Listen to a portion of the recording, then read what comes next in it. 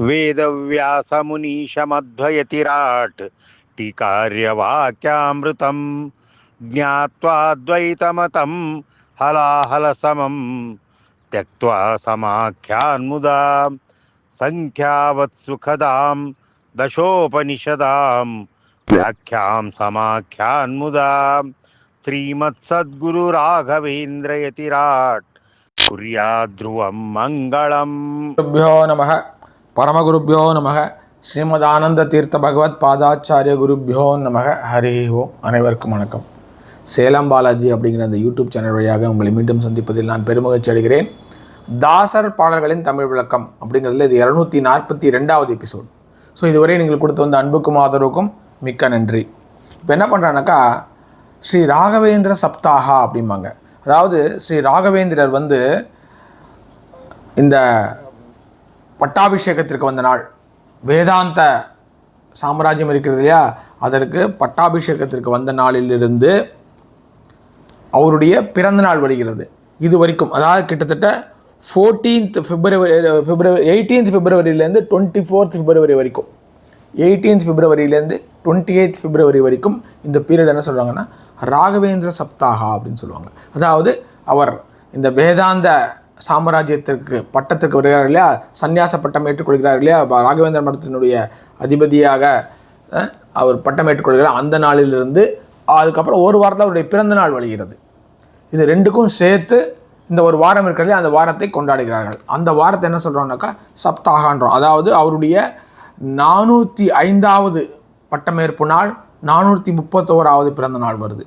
So இந்த நேரத்திலே நாம் என்ன பண்ணுறோம்னாக்கா ராகவேந்திரரை போற்றி ஷாமசுந்தரதாசர் எழுதிய இந்தா குருகளை காணேனா பூதளதோட இந்தா எத்திகளை காணேனா அப்படிங்கிற ஒரு பாடலை தான் எடுத்துக்கொண்டிருக்கிறோம். ஏன்னா இந்த வாரத்தில் நாம் ஸ்ரீ ராகவேந்திரருடைய ஒரு ஸ்மரணையை செய்ய வேண்டிய நாள். இந்த ஒரு வாரமும் அவருடைய அஷ்டோத்திர பாராயணம், அப்படியே அவருடைய ஸ்தோத்திரம், அவருடைய மங்களாஷ்டகங்கள், இதை தினமும் பாராயணம் செய்து வந்தால் நமக்கு மிகப்பெரிய நன்மை கிடைக்கும். அதாவது ராகவேந்திரரை பற்றி நான் புதுசாலாம் ஒன்றும் சொல்ல வேண்டியதில்லை, அதனால் நான் ஒன்றும் சொல்ல போகிறதில்ல. அவரை போல ஒரு கருணை உடையவர் யாருமே கிடையாது. அவரை போல அதி தயாளு அப்படின்றாங்க. அவ்வளவு தயாளுவானவர். நீங்கள் என்ன கேட்கிறீர்களோ கலியுகத்திலே கண்கண்ட தெய்வமாக விளங்கி அந்த காமதேனுவை போல நமக்கு வரங்களை அள்ளித்தரக்கூடிய ஒரு மகான் ஸ்ரீ ராகவேந்திரர். ஸோ அவரை இந்த ஒரு வாரத்திலே நாம் தொழுதால் சிறப்பான பலன்கள் நமக்கு கிடைக்கின்றாங்க. அதாவது நிறைய தாசர்கள் ராகவேந்திரரை பற்றி பாடியிருக்கிறார்கள். ஆனால் முதலாக ராகவேந்திரரை பற்றி பாடிய தாசர்னு பார்த்தீங்கன்னாக்கா விஜயதாசர் தான். முதலாக நமக்கு ராகவேந்திரரை அறிமுகப்படுத்துகிறார், பாடல் மூலம் அறிமுகப்படுத்தக்கூடிய ஒரு தாசர் என்றால் அவர் விஜயதாசர் தான். அதே மாதிரி அவருடைய சமகாலத்தராக இருந்த நம்ம பிரசன்ன வெங்கடதாசர், அவரும் ராகவேந்திரரை பற்றி பாடியிருக்கிறார். அதாவது நமக்கு ராகவேந்திரருடைய முற்பிறவிகள் பற்றி, அவர்தான் பிரகலாதன் அம்சம், அது போன்ற நமக்கு இதெல்லாம் இருக்கு இல்லையா, செய்திகள் இருக்குது இல்லையா, இதை கொடுத்தவர் விஜயதாசர். அதே போல் அவருடைய பிருந்தாவனத்திலே மத்வாச்சாரியர்கள் கொண்டு அனைத்து குருவார்களுடைய அம்சமும் இருக்கிறது என்று சொன்னவர் நமக்கு அந்த விஜயதாசர் தான். ஸோ நிறைய விஷயங்களை நமக்கு கொடுத்தவர் விஜயதாசர். அதற்கு பிறகு அவருடைய மாணவரான கோபாலதாசர் நமக்கு நிறைய விஷயங்களை ராகவேந்திரரை பற்றிய செய்திகளை தருகிறார். அதற்கு பிறகு வந்த ஜெகநாததாசர் தருகிறார். ஸோ இவர்களெல்லாம் கொடுத்ததை வச்சு தான் இப்போ நம்ம அவருடைய வாழ்க்கை வரலாற்றெல்லாம் கூட நம்ம இது பண்ணுறோம் அப்படின்னு சொல்லுவோம். ஸோ அத்தகைய ஒரு மகான், மந்த்ராலய மகான் அவருடைய இந்த சப்தாக வருகிறது. இந்த நேரத்திலே அவரை நினைவு கூர்ந்து அவருடைய தியானம் செய்து அவரை துதித்து அவருடைய அருளை பெற வேண்டும் என்பதற்காக அவரை போற்றி ஷாமசுந்தரதாசர் எழுதிய ஒரு பாடலைத்தான் நாம் இப்பொழுது எடுத்துக்கொண்டிருக்கிறோம். இந்த பாடலை திருமதி ஸ்ருதி விஷால் அவர்கள் பாடியிருக்கிறார்கள்.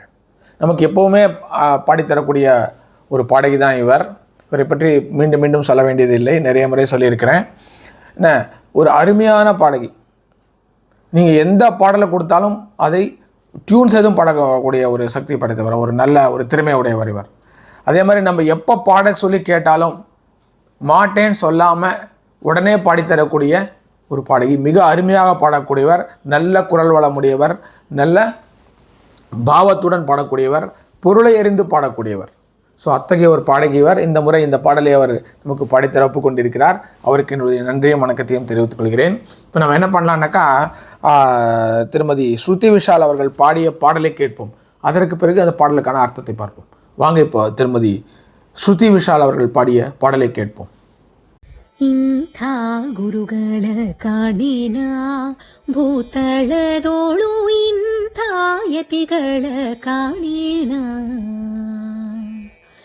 ಇಂಥ ಗುರುಗಳ ಕಾಣಿ ಮಂತ್ರ ಮಂದಿರದೋಳು ನಿಂತು ಭಜಿಸುವರ ಚಿಂತೆ ಕಳೆವ ಕರುಣಿ ಇಂಥ ಗುರುಗಳ ಕಾಣಿನ ಭೂತಳದೋಳು ಇಂಥ ಯತಿಗಳ ಕಾಣಿನ ದೇವ ಸ್ವಭಾವನಿತನು ಸತತ ಪವನ ದೇವ ವಿಷಯುಕ್ತನು ಆವ ಸಂಶಯ ವ್ಯಾಕೆ ದೇವಾದಿದೇವ ನರಮೃಗ ದೇವನೀತನ ಭಕ್ತಿಗೆ ಧಾವಿಸಿ ಸ್ತಂಭದಿ ಬಂದ ಭಾವಭಕುತಿಯಲ್ಲಿ ಸೇವಿ ಪರಿಗೆ ಭವನೋವು ಕಳೆದು ಸುರಗೋವಿನ ತೆರ ವರವೀವನು ಕರುಣದಿ ಕಾವನು ಪರಮ ಪಾವನ ಚರಿತನು ಕೋವಿದರೊಡೆಯನು ಇಂಥ ಗುರುಗಳ ಕಾಣಿನ ಭೂತಳದೋಳು ಇಂಥ ಯತಿಗಳ ಕಾಣಿನ ವರಹ ಜತಟದಿರುವ ಭಕ್ತರು ಕೂಗಿ ಕರೆದಲ್ಲಿ ಗೋಡಿ ಬರುವ ಮರುತ ಶಾಸ್ತ್ರದ ಮರ್ಮ ಭರಿತವಾದಂಥ ದಿವ್ಯ ಪರಿಮಳ ಗ್ರಂಥವ ವಿರಚಿಸಿ ಬೂಧರಿಗೆ ಗರೆದನು ಕರುಣದಿ ಪೊರೆದನು ಪರಮತ ಮುರಿದನು ಜಗದೊಳು ಮೆರೆದನು ಹೊಸ ಹೊಸ ಪರಿಸು ಮಹೋತ್ಸವ ಹರುಷದಿ ಪ್ರತಿದಿನ ಗುರು ಸ್ವಯಮೀಂದ್ರರ ಕರದಿಂಕೊಂಬರು ಇಂಥ ಗುರುಗಳ ಕಾಣಿನ ಭೂತಳದೋಳು ಇಂಥ ಯತಿಗಳ ಕಾಣಿನ ಮಂದಜಾಸನ ಜನಕ ಶ್ರೀವರ ಶ್ಯಾಮ ಸುಂದರ ನಂಗ್ರಿ ಸೇವಕ ಕಂದರ್ಪ ಶರ ಕರಿ ವೃಂದ ಕೇಸರಿ ಎನಿಸಿ ಗಂಧವಾಹನ ಮತ ಸಿಂಧುವಿಗೆ ಶಶಿ ಎಂದದಿ ರಾಜಿಸಿ ವೃಂದಾವನವನು ಉಂದೆ ಮನದಲ್ಲಿ ವಂದಿಸಿ ನಮಿಸುವ ವಂದ್ಯಾಂಧಕರಿಗೆ ಕಂದ ರಕ್ಷಿಗಳ ಕುಂದದೆ ಕೊಡುವ ಕರ್ಮಂದಿ ಕುಲಗ್ರಣಿ ಇಂಥ ಗುರುಗಳ ಕಾಣಿನ ಭೂತಳದೋಳು ಇಂಥ ಯತಿಗಳ ಕಾಣಿನ ಇಂಥ ಗುರುಗಳ ಕಾಣಿ ಮಂತ್ರ ಮಂದಿರದೋಳು ನಿಂತು ಭಜಿಸುವರ ಚಿಂತೆ ಕಳೆವ ಕರುಣಿ ಇಂಥ ಗುರುಗಳ ಕಾಣಿನ ಭೂತಳದೋಳು ಇಂಥ ಯತಿಗಳ காணின. ஸோ எப்பொழுதும் போல திருமதி ஸ்ருதி விஷால் அவர்கள் இந்த பாடலை மிக அருமையாக பாடியிருந்தார். நல்ல பாவத்துடன் அழகாக நல்ல குரல் வளத்துடன் இந்த பாடலை பாடியிருந்தார். அவருக்கு என் பாராட்டுதல்களை தெரிவித்துக் கொள்கிறேன். இப்போது அந்த பாடலுடைய பல்லவி அனுபல்லவிக்கு போவோம். இந்தா குருகளை காணேனா பூத்தாளதோட கிந்தா எத்திகளை காணேனா. இது மாதிரி ஒரு குருவை நான் பார்த்ததே கிடையாது. இவ்வளோ கருணை மிக்க ஒரு குருவை நான் இந்த உலகத்திலேயே பார்த்ததில்லை. பூதாளதோட இந்த உலகத்திலே இத்தகைய ஒரு எத்தியை நான் பார்த்ததே இல்லை. இவ்வளோ கருணை மிக்க இவ்வளவு எளிமையான பக்தர்களுக்கு அருள் புரிகின்ற ஒரு எத்தியை, ஒரு சன்னியாசியை, ஒரு குருவை நான் பார்த்ததே இல்லை. எங்கே பார்க்க போகிறேன்? என்னால் பார்க்கவே முடியாது. அவ்வளவு ஒரு எளிமையானவர், அவ்வளவு கருணை மிக்க குரு அப்படின்னு சொல்கிறாரு. இந்தா குருகளை காணேனா. இத்தகைய ஒரு குரு என்னால் எங்கேயும் பார்க்க முடியுமா? இங்கே எங்கேயுமே உலகத்தை பூரா தேடினாலும் இந்த மாதிரியான குரு ஒருத்தர் கிடைக்க மாட்டார் அப்படின்னு சொல்கிறாரு நம்ம சாமசுந்தரதாசர். சாமசுந்தரதாசர் உங்களுக்கு முன்னாடியே சொல்லியிருக்கேன். இவரும் பார்த்தீங்கன்னா சமீப காலத்தே தாசர். கிட்டத்தட்ட 1961 62 தான் இவர் முக்தி அடைகிறார். அதற்கு முன்பு மாணவியிலே வசித்து கொண்டிருந்தவர். மாணவி குண்டாச்சார்னு சொல்லுவாங்க இவரை. ஸோ அவர் மாணவியிலேயே வசித்து கொண்டிருந்தவர். நான் மாணவியிலே வசித்த பொழுது நிறைய முறை அவரை பற்றி நான் கேள்விப்பட்டிருக்கிறேன் அங்கு. ஸோ அவர் எழுதிய பாடல் தான் இவர். அவர் வந்து மந்த்ராலய மகானுடைய மிகப்பெரிய பக்தர். அது இல்லாமல் ஜெகநாததாசருடையும் மிகப்பெரிய பக்தர் அவர். ஏன் அவர் தான் சொல்கிறாரு, இத்தகைய ஒரு குருவை நான் கண்டதே இல்லை அப்படின்றாரு. ಇಂಥ ಗುರುಗಳ ಕಾಣೆ ಮಂದಿರದಲ್ಲಿ ನಿಂದು ಭಜಕರಿಗೆ ಚಿಂತೆ ಕಳೆವ கருணி. ಇಂಥ ಗುರುಗಳ ಕಾಣೆ, இத்தகைய ஒரு குருகளை நான் இது வரைக்கும் பார்த்ததே இல்லை. எங்க? மந்திரದಲ್ಲಿ, அந்த மந்திராலயத்தில். அதுதான் அவர் வந்து சாமசுந்தரதாசருக்கு ஒரு பெரிய சிறப்பு என்ன தெரியுமா? ஏதாவது ஒரு பொருளை வந்து பிரித்து வேற ஒரு மொழியில் அதை மொழிபெயர்த்து நமக்கு மந்திராலயா அப்படிங்கிறத என்ன பண்ணுறாங்க? மந்திரா அப்படின்றார். மந்திரானா ஆலயம், மந்திரா சொல்லும். அப்போ மந்திராலயாங்கிறத மந்திரா அப்படின்றாரு. ஸோ மந்திராலயத்தில் நின்று, மந்திராலயத்திலே இருந்து கொண்டு பஜகரிகே, அவரை பஜிப்பவர்களுக்கு, அவரை வணங்குபவர்களுக்கு சிந்தே களைவா, அவருடைய என்னது அது, கவலைகளை போக்குகின்ற கருணை வாய்ந்த மகான் ஸ்ரீ ராகவேந்திரர் அப்படின்னு சொல்கிறாரு. அதுதான் இந்த அனுபல்லவியோட அர்த்தம். இப்போ பாட்டுடைய முதல் உச்சாரணத்துக்கு போவோம். சாமசுந்தரதாசர் பாடலே பார்த்திங்கன்னா கொஞ்சம் பெருசாக இருக்கும், லைன்லாம் நீளமாக இருக்கும். அதை பிரித்து படிக்கிறதுக்குள்ள நம்ம கொஞ்சம் கஷ்டமாக தான் இருக்கும். நம்ம என்னால் முடிந்ததை செய்திருக்கிறேன், பார்ப்போம் வாங்க. தேவ சுபாவ நீதனு, அந்த தேவதைகளின் சுபாவத்தை கொண்டவன் இவன். அவர் வந்து ரொம்ப க்ளோஸ் அவருக்கு நம்ம, அதனால் ஈத்தனு அப்படின்னா இவன்கிற மாதிரி அர்த்தம். ஸோ இந்த சன்னியாசி இருக்கிறாரே, இவர் அந்த தேவதைகளின் குணங்களை கொண்டிருப்பவர். தேவதா சுபாவன் இவனு ஈத்தனு. சதத பவன தேவனாவேஷ உக்தனு, எப்பொழுதும் அந்த பவனன் இருக்கிறான் இல்லையா, அனுமன், அவனுடைய ஆவேசத்தை கொண்டிருப்பவன். அதாவது ஸ்ரீ ராகவேந்திரர் வந்து பிரகலாதனுடைய அம்சம், ஸ்ரீ பிராணதேவருன்னு சொல்லப்படுகின்ற இந்த ஹனுமானுடைய ஆவேசம் கொண்டவர். இந்த ஆவேசங்கிறது அப்பப்போ வந்து போகிறது, அம்சங்கிறது அவருடைய அம்சமாக பிறப்பது, ஆவேசங்கிறது அப்பப்போ வந்து போகக்கூடியது. அவருக்கு வந்து அந்த பவனனான அந்த முக்கிய பிராணதேவரான அனுமனின் ஆவேசம் இருந்ததுன்னு சொல்கிறாங்க. அதனால தான் சதத பவன தேவன ஆவேச உக்தனு அப்படின்றாரு. ஆவ சம்சய வாக்கே, உனக்கு எதுக்குப்பா சந்தேகம்? என்ன சந்தேகம்? சந்தேகமே வேண்டாம். தேவாதி தேவ ನರಮುರುಕ ದೇವ ಈತನ பக்திகே தாவிசி பந்தா ஸ்தம்பதி. உனக்கு சந்தேகமே வேண்டாம். அந்த தேவாதி தேவன் இருக்கிறான் இல்லையா, நரமுருக, யாரு? நரசிம்மன். அவன் இவனுடைய பக்தியை மெச்சி, இவனுடைய பக்திக்கு மெச்சி அந்த கம்பத்திலிருந்து வந்தான். யார் இவர்? பிரகலாதனுடைய அம்சம். அதை தான் குறிப்பிடுகிறார் இங்கே. ஸோ இவருடைய பக்திக்கு மெச்சி அந்த நரசிம்மனே கம்பத்திலிருந்து வந்தான்.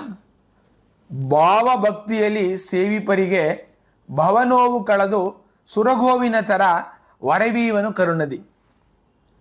பக்தி பாவத்துடன் யாரெல்லாம் இவரை சேவிக்கிறார்களோ வணங்குகிறார்களோ அவர்களுக்கு பவனோவு கலது, இந்த உலகத்தினால் கர்மங்கள் இருக்குது இல்லையா, பவசாகரமன், இந்த உலக இதில் உழண்டு கொண்டிருக்கோம்ல, இந்த துன்பங்களை எல்லாம் களைந்து, இந்த உலக துன்பங்களை எல்லாம் கலந்து பவனோவு கலது சுரகோவின தர வரவீவனு கருணதி.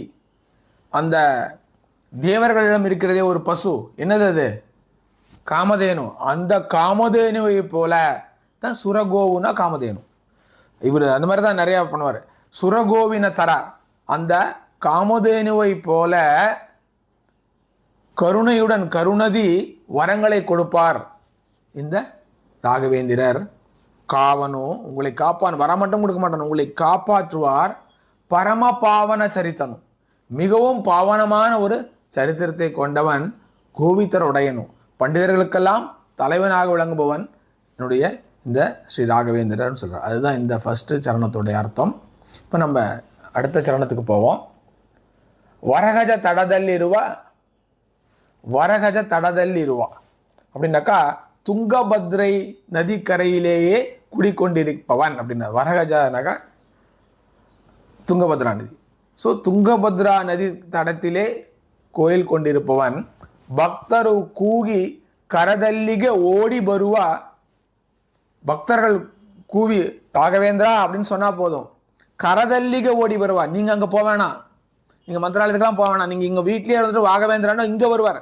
கரதல்லிக ஓடி வருவா அப்படின்றார். அத்தகைய ஒரு ಕರುಣಿಮಿಕ್ಕ ಮಹಾನಿವರು ಮರುತ ಶಾಸ್ತ್ರದ ಮರ್ಮ ಭರಿತವಾದಂಥ ದಿವ್ಯ ಪರಿಮಳ ಗ್ರಂಥವ ವಿರಚಿಸಿ ಬುಧರಿಗೆ கரதனு கருணதி. அதாவது மருத சாஸ்திரா அப்படின்னாக்கா என்ன அர்த்தம்? அந்த அனுமனுடைய மதம், அனுமனுடைய சாஸ்திரம் அப்படின்னாக்கா தத்துவவாதம் அப்படின்னு அர்த்தம். யார்? மத்வாச்சாரருடைய தத்துவவாதம். அதை தான் வந்து மருத சாஸ்திரா அப்படின்னு சொல்கிறார் இவர்.